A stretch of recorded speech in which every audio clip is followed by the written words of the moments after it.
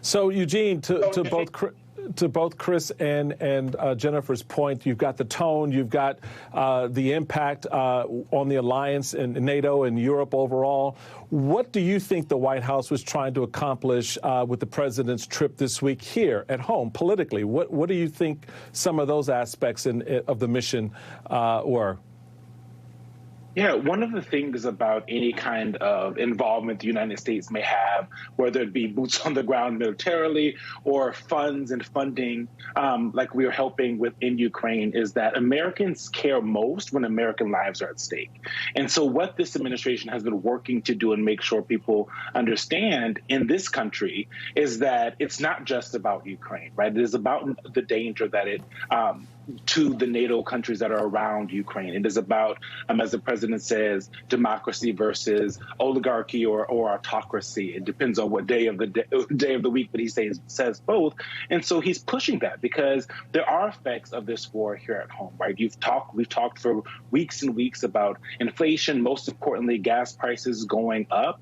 And the American people are behind this president. We've seen his numbers pick up over and over in polls as the administration continues their push. And so what they wanted to do with this trip is, one, and probably the most important for the world, is to say, we have not forgotten about Article 5 of NATO. We're here to protect you. This is not just a message to the NATO countries and here at home, but also most importantly to Putin. Like you said on the outset, don't try it here. We are going to protect these countries. And also when he went to Poland, looking at the humanitarian terrors that we've been seeing, right? Millions and millions of people who fled their homes in Ukraine, the vast majority of them ending up in Poland. And so that's kind of the two hit, making sure that everyone understands that America has NATO and Ukraine's and Poland's back, but also that as the humanitarian crisis continues to unfold as quickly as it has, that we're going to do what we can. Like he said, 100,000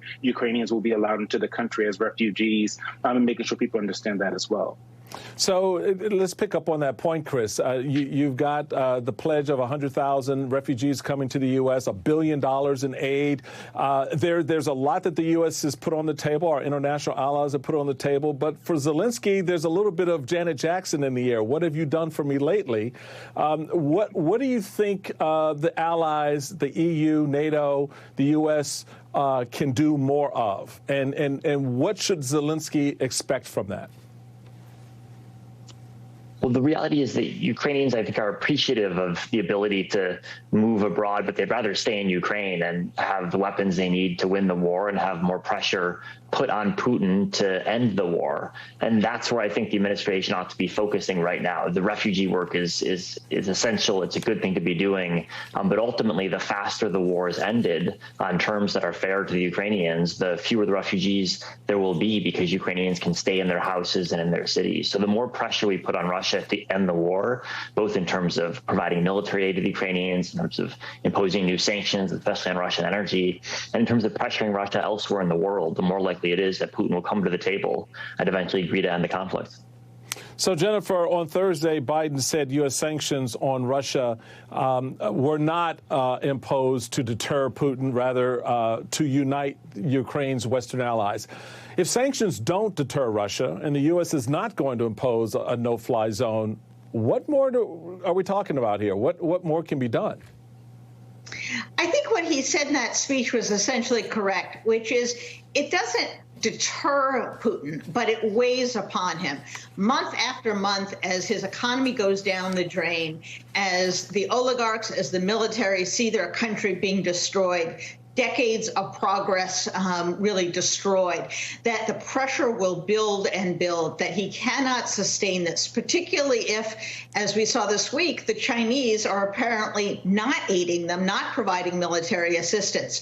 So it is the cumulative effect that eventually wears Russia down. And I must say it is working. Today, we now hear these excuses from the Russian military that Kyiv was just a feint, you see. It was just a distraction. What they really want want is the Donbass. Of course, they essentially controlled the Donbass before this whole thing started. So if, in fact, they are now reducing their ambitions, that is a signal how badly things are going. And it's also, interestingly, a signal that Putin may understand how badly things are going, that perhaps he isn't completely cut off from reality. So I think you asked earlier, what can we do? More of everything. More of sanctions, more of aid, more of weapons. And I think you're seeing each of our European allies and the United States really step up. Panel, stick around. We have a lot more to talk about still ahead. Trump claimed he had a secret plan to end the crisis in Ukraine, but now that he's given us the details, he probably should have, well, kept it under wraps.